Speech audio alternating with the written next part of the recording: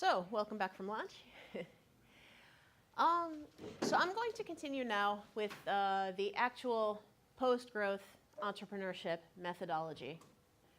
There's three parts to this methodology: the micro level, the meso level, and the macro level.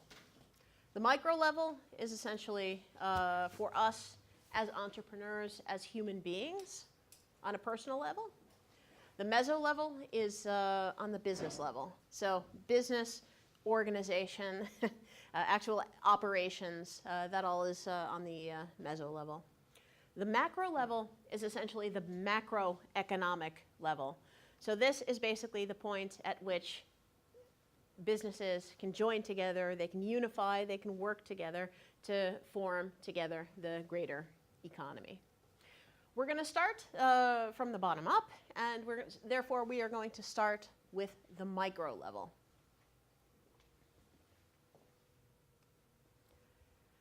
One of the things that I like to say a lot is that business is one of the most effective forms of activism. People tend not to think of business in this way.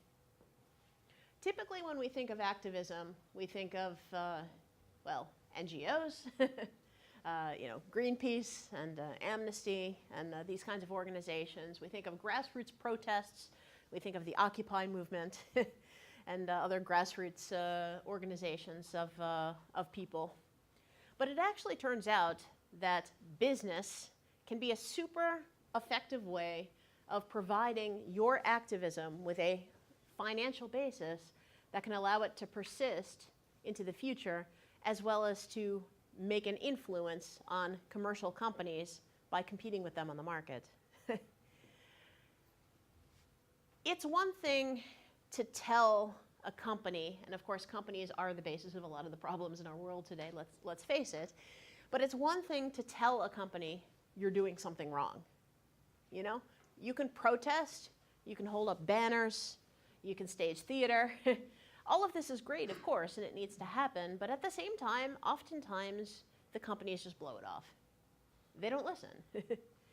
And they continue doing these, non-desirable actions, whether it's in the developing world or even just here, at home. But oftentimes, unless there is a financial incentive, unless there's a financial motivation for them to change, they don't care. And this is sort of one of the sad things. The nice thing about business is you can think of it in a way as with fair trade products. If you have a fair trade product, whether it's a fair phone or a fair chocolate bar or a fair set of consumer products, it enables people to vote for the world they want to live in with their dollars. And this is a really powerful thing because as soon as there are commercial alternatives on the market that people or companies or organizations or governments can vote on with their dollars or euros, then that is the point in time where you can actually make your message felt by companies because it hits them in the one place that hurts, in the wallet. So this is part of the reason why I think that business is such an effective form of activism. Also, the other problem with a lot of nonprofits and also with a lot of NGOs is they are super dependent on subsidy, and they're also super dependent on donations. The problem is we're entering a new political era of populism. Things are changing. There's a certain conservative class that wants things to be a certain way. And the problem is a lot of this funding nowadays is getting revoked. A lot of activistic organizations can no longer count on this funding being there. I mean, also the same thing with donors. I mean, it's nice, to have donors, but at the same time, there's a couple problems with donors. One, you have not necessarily a guarantee they're going to keep donating. And second of all, it's a financial interest. And if the donations are large enough, what's the difference really between donation and lobby? And this is kind of the problem. You know, the same thing, of course, also applies to funding agencies, you know, that give you subsidy. If that cash infusion from one individual or one individual organization is large enough, that also gives them a say in what you're doing. And that actually makes you vulnerable. And it's actually far more easy to maintain your integrity when you're getting cash from a variety of small sources rather than being dependent on a smaller number of very large sources. So, you know, and this is actually a problem that a number of NGOs, but even artists, you know, face. You know, trying to maintain independence in the face of all this, and also trying to maintain that financial stability with an eye on the future. And it turns out actually that business, you know, that social enterprise, that post-growth business, is actually a really useful vehicle for being able to combine staying close to your own convictions while at the same time providing a financial basis for being able to do something impactful that can change the world. You know, in that sense, I mean, I'm also working together with some NGOs, also with some umbrella organizations for NGOs. I'm giving a presentation, I guess, in about 2 weeks at Partos. This is a group of sort of an umbrella organization for Dutch NGOs, including, well, I mean, you know, the Red Crosses and the Amnesties and all the usual suspects, but also a bunch of the smaller ones.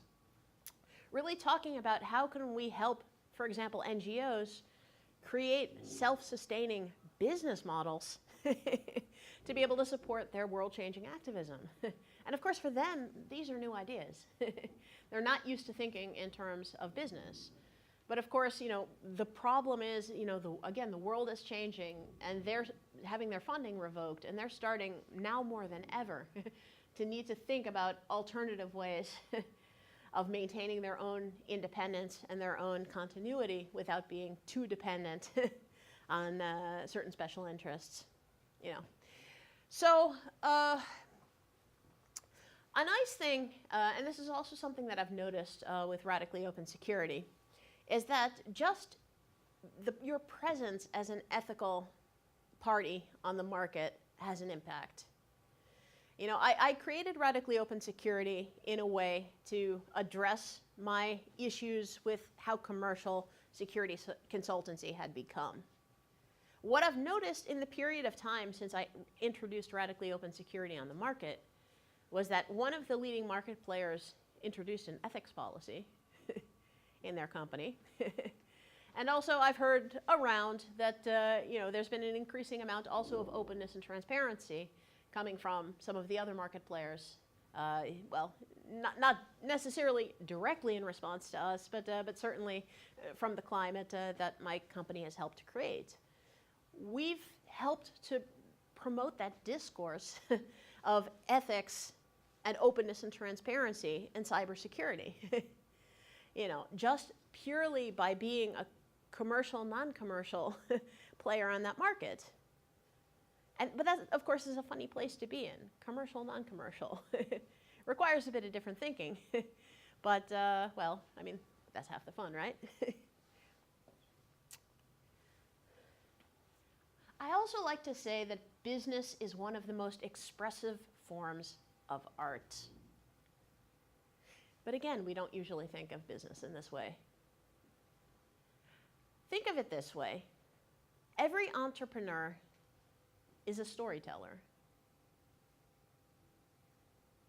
We're telling a story, we're telling our own story, but we're not doing it with words, we're doing it with our actions. And we're doing it with a combination of every action, large actions, small actions. We face challenges, we overcome them.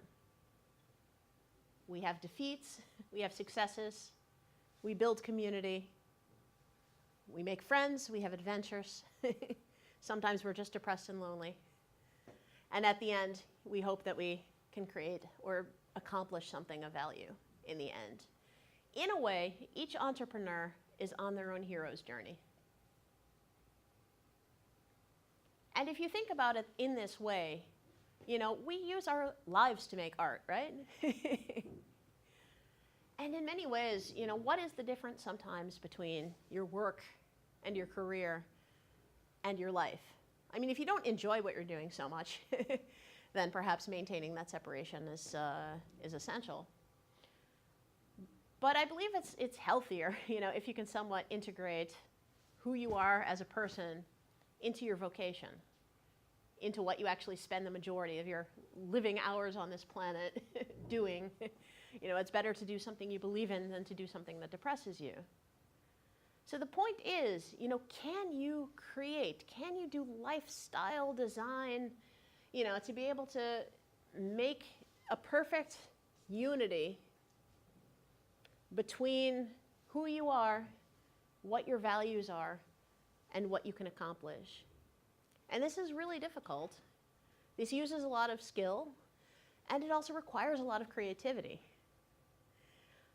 But imagine this, if business people and business students and entrepreneurs, if we all indeed started envisioning ourselves as being artists and as using business as our medium, using business as our form of art for self-expression, for creativity. Imagine how different people would make decisions in their businesses if people thought this way. But I think it's critical. I think it's essential. If we're going to move business forward, and if we're going to move the world forward, we need to start reconceptualizing ourselves, as business people, as artists. We have a story to tell. Let's dedicate our lives to doing this.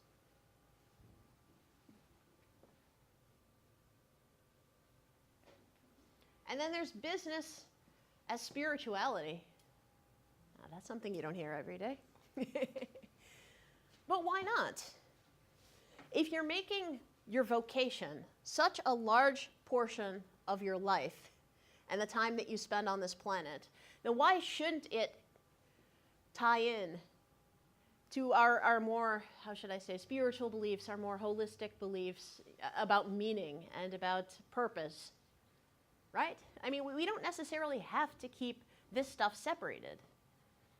One time I spent a week at just for fun, at a Buddhist monastery. I'm not Buddhist, by the way, but I just thought it would be an interesting thing to do. And was talking with this one woman in the Bay Area who was working for one of the giant tech companies.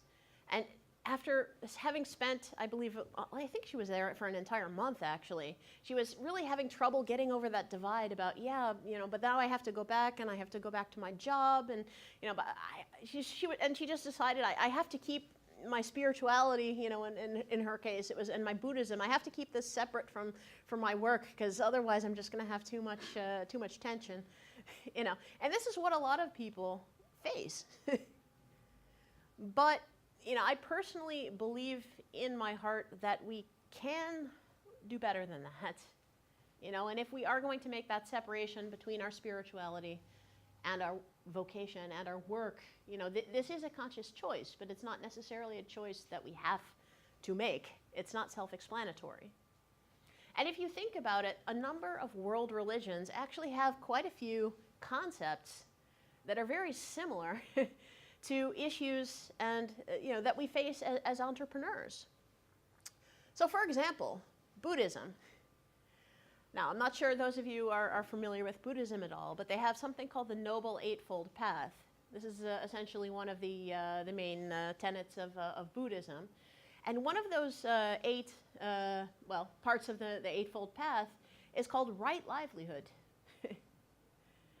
And essentially, to be a good Buddhist, you would want to find ways to find a vocation, that is doing essentially the right things in the right ways.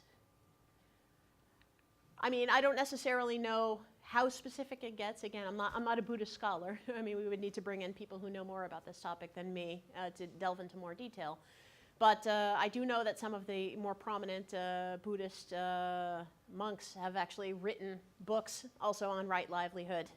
I mean, some of the things are clear, like don't work in the munitions industry and, don't work with tobacco and, some of this kind of stuff. But, this to me also is an area ripe for exploration. And it could very well be that we can work with theological scholars on trying to help bridge the gap between some of the major world's religions and business. Another religion that I think very much applies is also Taoism. The Tao Te Ching is amazing. I mean, for those who've read it. And it's very much about acceptance. It's very much about flow. It's very much about non-doing, which in many ways is exactly the opposite of what's taught in business school. I mean, business school oftentimes is all about bravado, and it's about doing, and it's about forcing, and it's about elbowing your way in, and it's about defeating, and it's about, conquer the market. But I'm not necessarily sure that these personality traits are necessarily the best kinds of personality traits to create the kinds of business that will lead us to the best world, and that will also lead us to being the best versions of ourselves that we can be. So, what if we actually took different ways, and different inspirations in reconceptualizing things like how to be a leader? There's a really excellent book called The Tao of Leadership by John Heider. Excellent book. It essentially takes verse by verse, it translates the principles of the Tao Te Ching into leadership and management talk. And it's brilliant. It comes back to concepts about things like, servant leadership, but also just concepts about, let the people do it and say that they did it themselves. It's about empowerment, and it actually ties very much in also with things like decentralized management principles that we're starting to see increasingly in methodologies like Thiel and Holacracy. I'm going to get to those a bit later. But it's brilliant. I mean, a lot of the problems, I think, with business just oftentimes tend to come from micromanaging. They tend to come from imposing your will on things. And I think that most business people, as well as leaders, can be very well served by reading the Tao Te Ching and some of these interpretations such as this one, and then applying those principles to understand that sometimes the best way you can make something happen is just to let go. Just let things happen. And I believe that this should also be the kind of literature that should be taught in business school. Yeah. But I haven't seen business schools yet that have included this kind of thing on their reading list. But why? Christianity. Now, I'm sure we have many opinions on Christianity. I'm sure they're mixed opinions. Of course, like every world religion, I mean, there's good things and there's less good things. But at the end of the day, I believe that also Christianity as well has some really beautiful ideas and concepts that we can also make use of as entrepreneurs. And one of the ideas I really like is the whole concept of death and rebirth. And it's very much something I think that we have to deal with as entrepreneurs. Sometimes as entrepreneurs, we deal with failure. And sometimes it's really, really tough. When my first startup failed, the one when I was trying to make the RFID Guardian and I had the labor dispute and everything, when that company went under, around the same time I also left the university, it affected me. I lost almost my entire identity when that went under. Because at the end of the day, what's a workaholic who doesn't have work? Yeah, but that's what happens to you. But sometimes you need to burn down. I mean, it's cliched, but sometimes you need to burn down to rise from the ashes. But sometimes you need those ashes because ashes provide the most fertile soil for growth. It's like the burning of the mountainside to make way for the new growth. It's that way in life.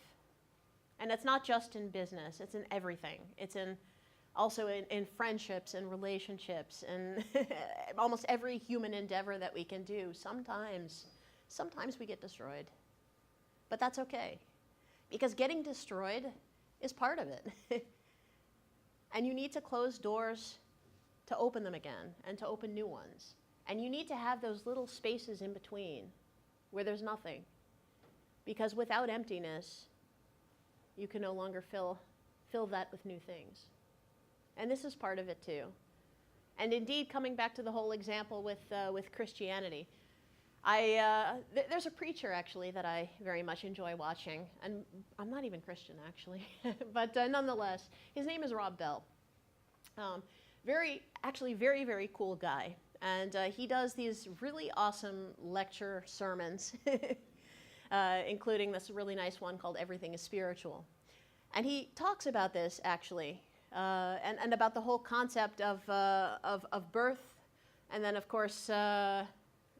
Arising, of course, in this case, in the Christian context, of course, he's speaking in the context of Jesus because he's a Christian pastor. But again, regardless of what you believe about these religions, I believe that these kinds of ideas are actually quite beautiful, and we can embrace them also for our entrepreneurship. Spirituality, just generic spirituality. I absolutely love the author Liz Gilbert. She is the author of Eat, Pray, Love. For those of you, pardon me, it's a bit of a chick novel, and well, I'm a chick, so there you go. But she also wrote this really great book called Big Magic. And this is a book essentially about creativity. But in this book, she has a number of really amazing ways for talking about how life goes. But in particular, she talks a lot about things like synchronicity. Believe it or not, synchronicity is one of the biggest factors in business. And again, this is not the kind of thing that they're going to teach in the curriculum. But certainly in all of my experiences and in my life, I have always found this to be true. Your next customer is probably going to be the uncle of the neighbor of that guy that you ran into at the coffee shop, 2 days ago. That's just the way these things work. You get out there, you get out of the house, you meet people, things happen. It's a series of coincidences. Everything's a coincidence, yeah? And then suddenly, somehow, it turns out to be this piece that you actually really just needed. And then everything falls into place. That's how the universe works. But this is, of course, coming back to the whole secular point of view of things. When we talk about the universe, of course, at the end of the day, we have to ask ourselves, what is the difference between the universe or a god or a higher power? Call it what you want. Doesn't really matter, I think, at the end of the day. But nonetheless, sometimes with synchronicity, it can feel like an invisible hand is guiding us. And it can feel like just magic happens sometimes, just because we're out there and we're curious and we're putting things together. And one step leads to the next step, leads to the next step, and you never know which way things are going to go.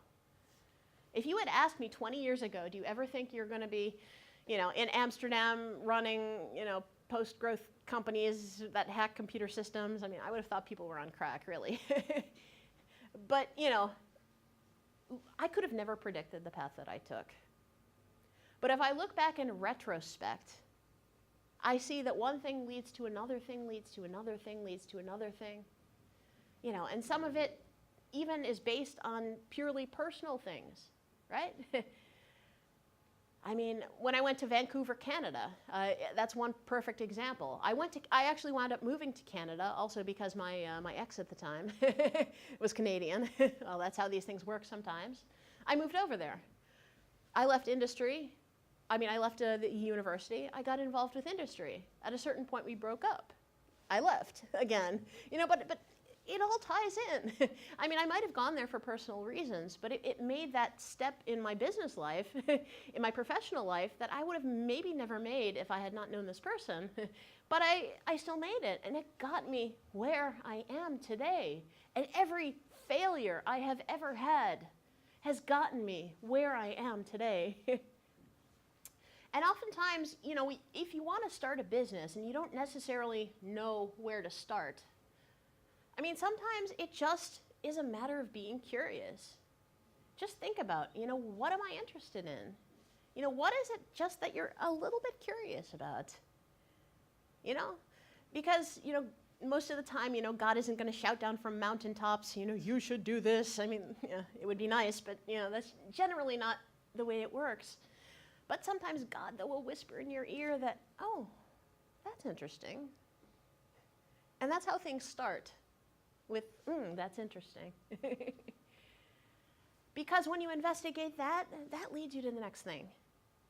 And then you investigate that, and that leads you to the next thing again. And before you know it, you got this completely different place that you never actually really planned on being, but wow. And that, for better or for worse, is how I got where I'm at now.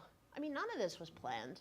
I didn't know what I was doing when I started Radically Open Security. I had no idea I was going to create a post-growth company. I didn't know any of this. But one thing leads to another thing, leads to another thing. And part of it is just making ourselves open, making ourselves receptive to those whispers from the universe, to those gifts that the universe is giving us. That too is part of entrepreneurship. But this isn't taught in business school.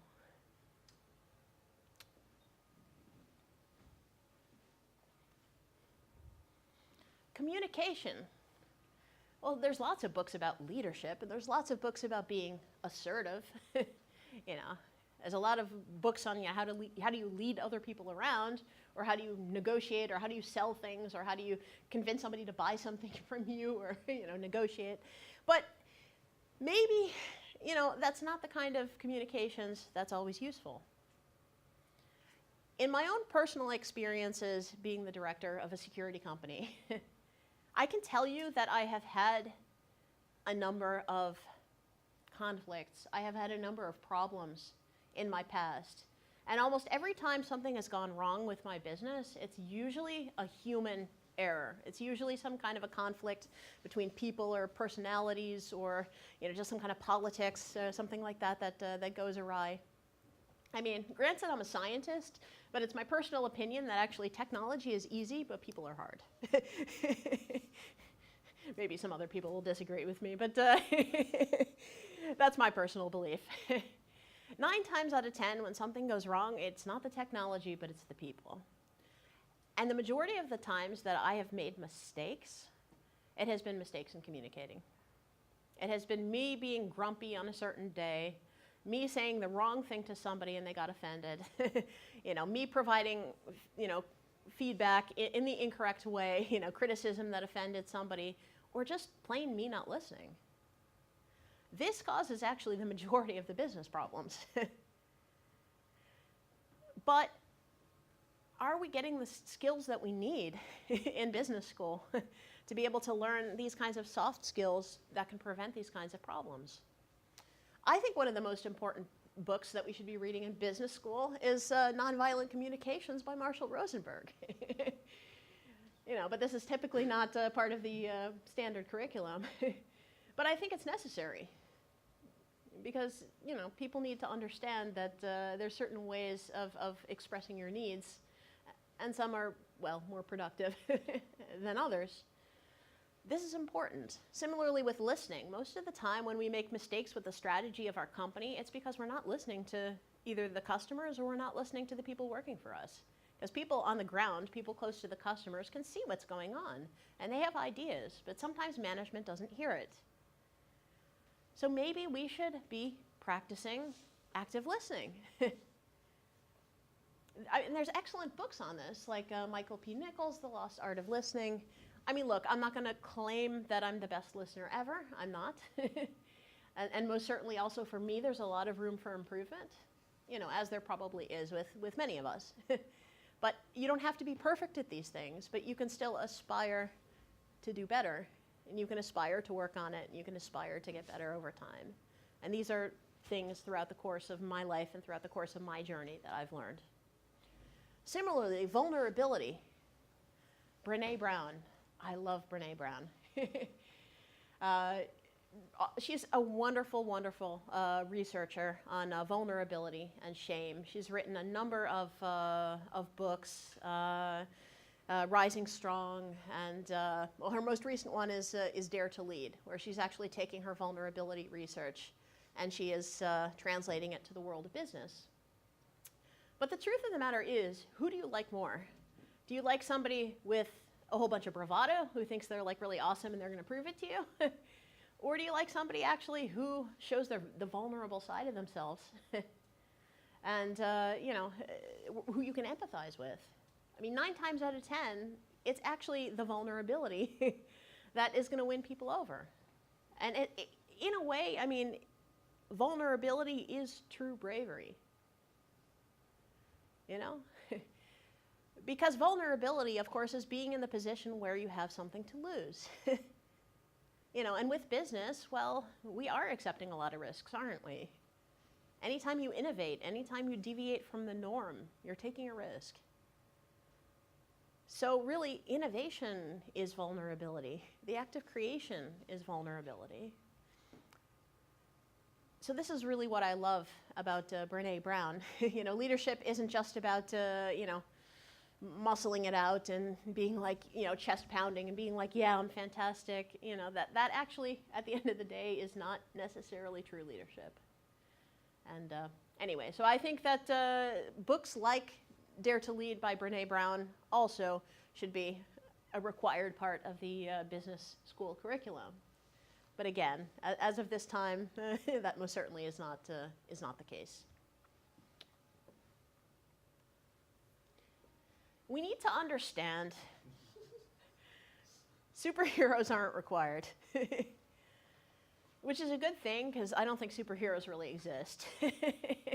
If you had to be a superhero to build a post-growth company, then basically, you know, nobody would do it. So we'd all be defeated. I'm not a superhero either. I'm just a normal person who's like bumbling around and figuring all of this out.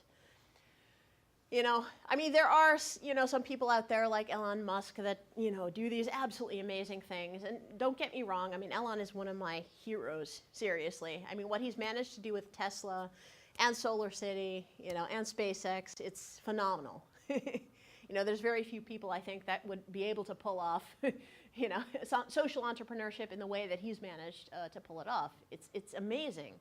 But there's so few people like him on the planet. And if, you know, the definition of being a successful social entrepreneur was being like him, I mean, you might as well give up because, you know, most people are just not capable of doing that. And to be quite honest, the way in which he works himself, I'm not utterly convinced that it's healthy either. But even Elon Musk isn't perfect. I mean, you know, we can make jokes about somebody taking away his Twitter account, but I mean, the truth is that, you know, he also is a quirky person, you know, also who apparently is somewhat of a character. Yeah, but that's fine. He's still doing really excellent work. And at the end of the day, we don't have to hold, I mean, he's amazing, but we don't necessarily have to hold him to a higher standard of having to be perfect all the time either. And that's actually, in a way, really reassuring. At the same time, you know, just because you're running an ethical business doesn't mean you need to be Mother Teresa or Gandhi, you know. I mean, sure, we look up to these people and we respect them, you know, or the Dalai Lama. But at the end of the day, I mean, they're human beings too. And, you know, as much as we can talk about, I don't know, Mother Teresa and Gandhi, I mean, there have actually been people who've written books on the fact that, you know, maybe they weren't always the nicest people, and maybe they were embroiled in a few scandals here and there. And so even, you know, even Mother Teresa and Gandhi, who we hold up to this saintly level, you know, I mean, maybe weren't always saints all the time, even though we've basically turned them into the definition of what saints should look like. So, you know, at the end of the day, we shouldn't hold ourselves to that standard either. We're humans, we're people, we're gonna screw up, we're gonna make mistakes, we're gonna be grumpy, we're gonna just act like idiots sometimes. That's just completely normal. So, you know, same thing also with, you know, making ethical decisions. We're gonna try our best. Occasionally we're gonna get sloppy, occasionally we're gonna screw up, you know. In moments where we do, we just need to accept ourselves. And we need to love ourselves, and we need to say, it's all right that I'm not perfect, you know, and just acceptance and move on. One more thing also that nobody really talks about is entrepreneurial loneliness. When you're running an organization, especially if you're so-called at the top of the organization, it can actually be really difficult. You don't always have opportunities to speak with other people that are sort of on the same level, on the same wavelength, with you. Sometimes people don't necessarily understand. They just think you're really privileged to be running a company. So if you're going to be complaining about your luxury problems, as one does, they're just going to think that you're whining because, well, what do you have to worry about? You're the director of a company. But at the end of the day, I mean, even luxury problems are problems too.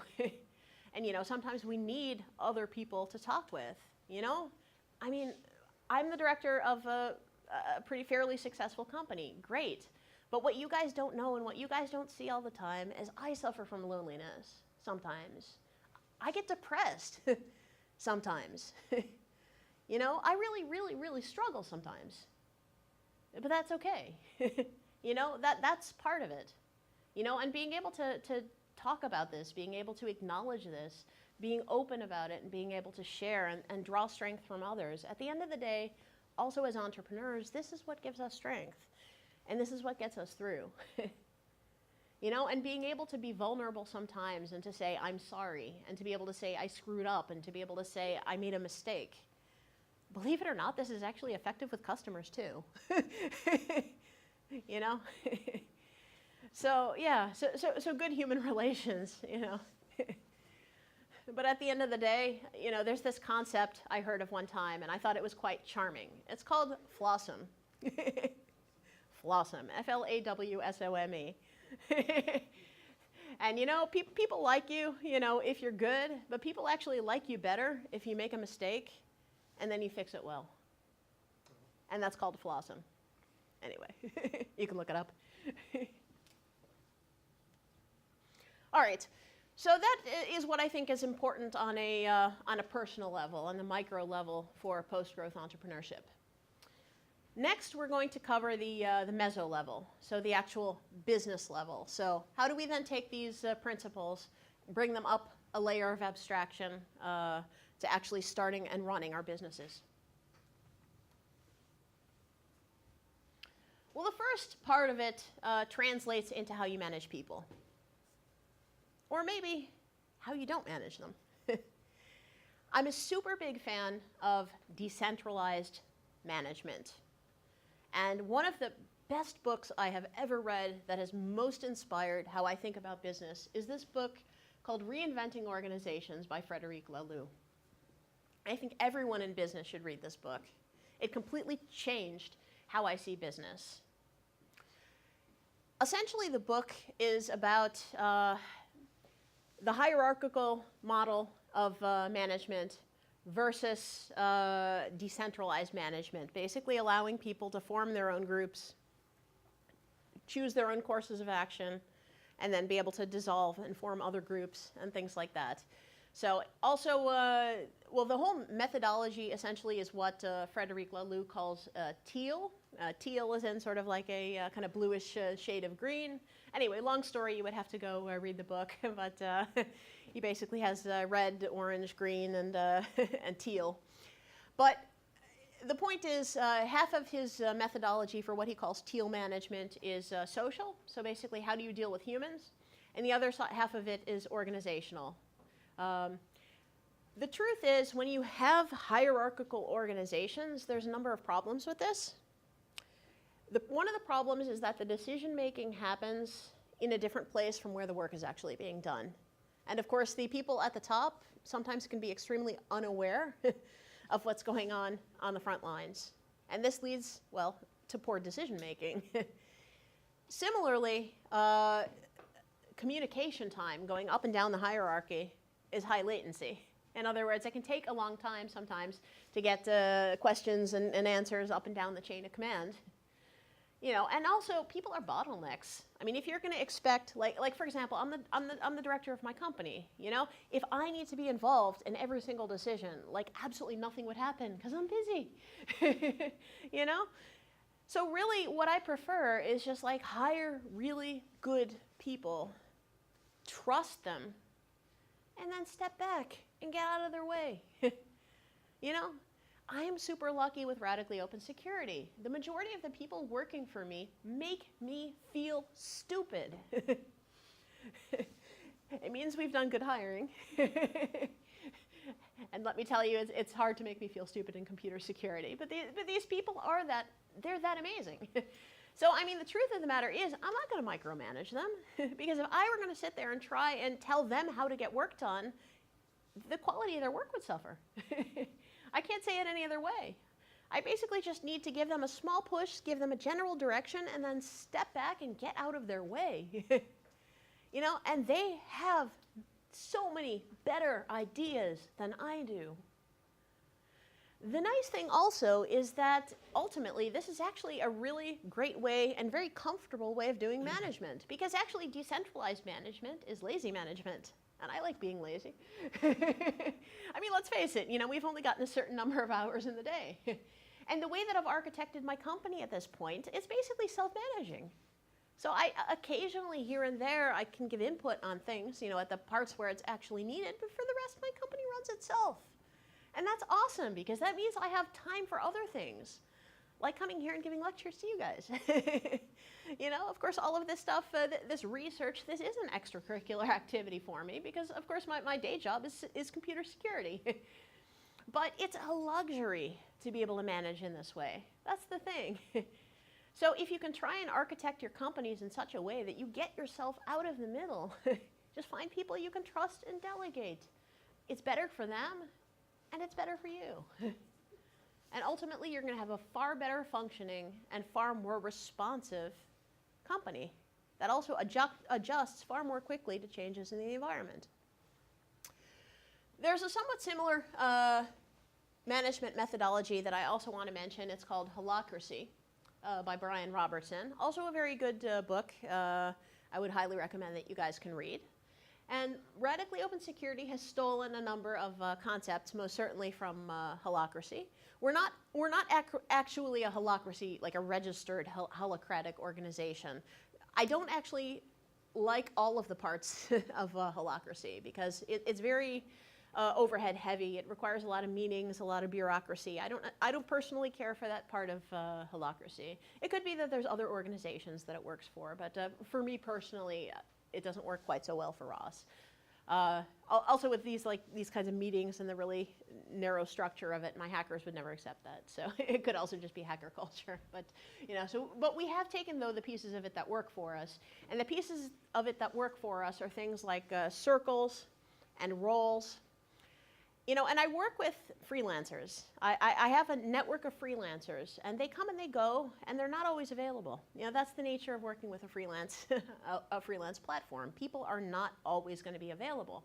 But the nice thing is that Holacracy is very well suited for dealing with platforms of freelancers, because what you have is you have circles, and then those circles have generic role descriptions. Staff members can basically choose any combination of roles in your organization that they want, you know, and this can change from day to day. I mean, they could say tomorrow, I don't want this role anymore, I'm going to do that instead. You know, so they've actually got a lot of flexibility of what they want to do in the organization, which makes them happy. But then every time, like let's say we have a new penetration test starting, and you know, I need one person who is good at .NET, and one person who's good at Android, and I need also one technical writer, and I need one project manager.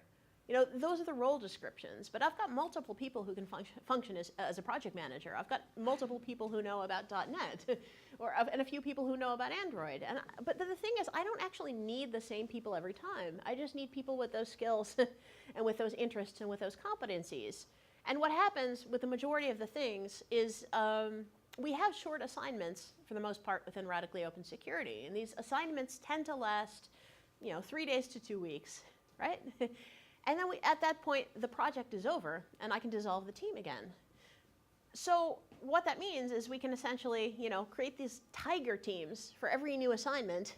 So again, we have, 1 PM, 2 pen testers, maybe a reviewer. They come together, they work on this one assignment, and then when the assignment is over, the circle dissolves again. And then we get a new request, and then a new circle is formed. Now, the majority of the project management within my company is dedicated to actually managing the staffing surrounding, the actual staffing of the roles, within the circles that are created. And we have both persistent circles that are there over a longer period of time, and we also have temporary circles which just appear and then dissolve again over shorter periods of time. Now, some of the permanent circles we have within my company are things like the project management team. We've got an IT and infrastructure team. We've also got the pen tester team as a whole. We've also got, I would say, another circle is business development, so things like PR and public presentations. Let me think. Yeah, I think those are the major circles. But then again, those are sort of the longer term circles. But then for each individual assignment, those are the shorter term circles. So the tiger teams. So they form, they're gone. They form, they're gone. They form, they're gone. And this is actually great, and it's also very scalable, because also as your customer demand increases over time, basically, essentially, the same mechanism allows you to continue. It's just the number of actual circles that you have at any given time increase. But we also, we have some circles for making quotations. We have other circles for performing the actual penetration test. We have other circles for putting together trainings. We have other circles for doing things like phishing exercises for our customers, And then we have the circle, and then it dissolves. But essentially, what Radically Open Security is that platform of maintaining the formation and staffing, but then the quality management, delivering the result of the assignment, and then dissolving the whole thing again. And then, of course, invoicing at the end. We also have a business circle, by the way, business and finance. Very important, But that's basically it. So I think this is a really good way of management. I also think that it enables us to really leverage those platforms, which if we're trying to bootstrap from the ground up with nothing is super important. All right, next topic, intellectual property. So I am personally a fan of open source. Of course, this comes from my tech background. I do realize, of course, that issues are more nuanced than just saying, yay, open source for everything. I think open source is absolutely great, for example, if you're in the software industry. I understand it's a little bit different if, for example, you're a creative artist. Then there's different intellectual property issues at play. And again, I'm not enough of an expert in that space to be able to say that I have definitive answers about that. I more think you artists have to figure that part out for yourself and investigate alternative models. But certainly with, I would say, certainly with software, open source is one of the best business models, and it also very much ties into the whole post-growth philosophy and also into the way that actually the software industry is being shaped and developing nowadays. Now, the open source business model is as follows. You give away your products, and then you sell supporting services. I mean, most people would think, oh, give away your products, but isn't that lost revenue? Well, I mean, you could think of it that way. But the truth is there's a lot of large companies that have managed to have this open source business model that have become quite considerably sized. I mean, whether it's, we're talking about Red Hat or, all of the DevOps companies, Chef, Puppet, Docker, that whole generation of DevOps companies. All of them are leveraging in some way, shape, or form this open source business model to get there.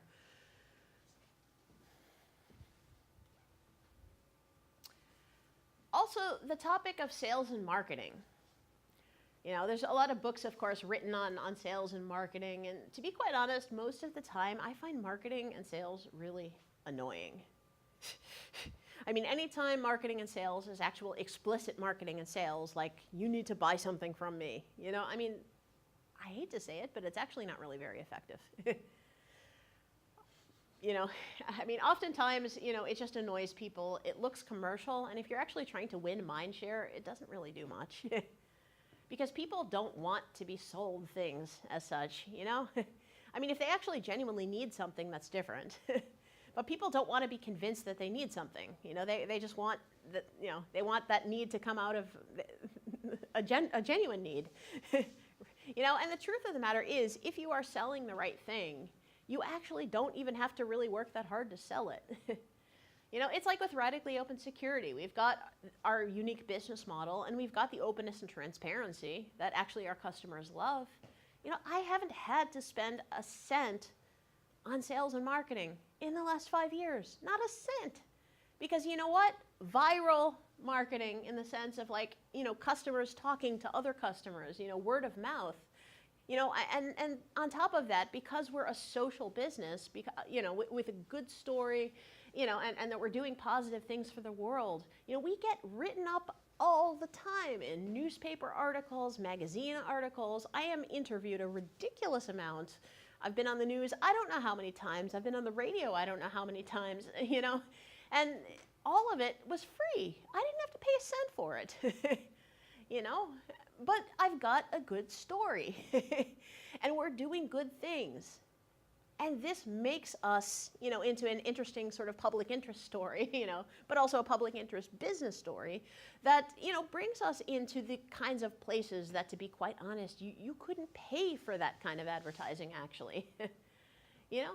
So this is the thing. If you're actually contributing something of value, in and of itself, that actually is the best sales and marketing that you can do. And if you ever find yourself needing to sell something, needing to market something, my response to that is to take a really close and critical look at what you're selling. Because if you have to market it, maybe you're not selling the right thing. I'm also a fan of what I would call DevOps style evangelism. So what that means is I give a lot of talks, I give a lot of conference presentations, I give a lot of trainings, I give a lot of workshops. Sometimes I do this free, sometimes I get paid for it. But either way, I am contributing content to the places I go. I am adding value to the conferences that I'm attending. And the truth is, this is so much more effective than actually paying to advertise at these same places. I go to DevOps conferences, and I'm there on the podium as a speaker. And because I am there as a speaker, I am profiling myself as an expert to an entire room full of people. So I can broadcast my message to, let's say, 100 people at a time by being up on stage. And I'm adding content, I'm delivering something that people think is valuable. I don't need to market, I don't need to sell, because people see what I'm doing and they come to me. And then at that same conference, then there's, the trade show part of it, with all the vendor tables. And then there's a couple sad looking people behind the booth in with some swag. I mean, do you really think that sells as well as, being up on the podium and actually delivering content as an invited expert? And that's the thing. A lot of people don't realize this, but this is what the DevOps community calls evangelism. You essentially go, add value, contribute content, teach people something, make people leave the room better than they were when they walked in. And then the next time that they happen to need whatever it is that you do, they're going to think of you. That's it. You don't need more sales and marketing than this.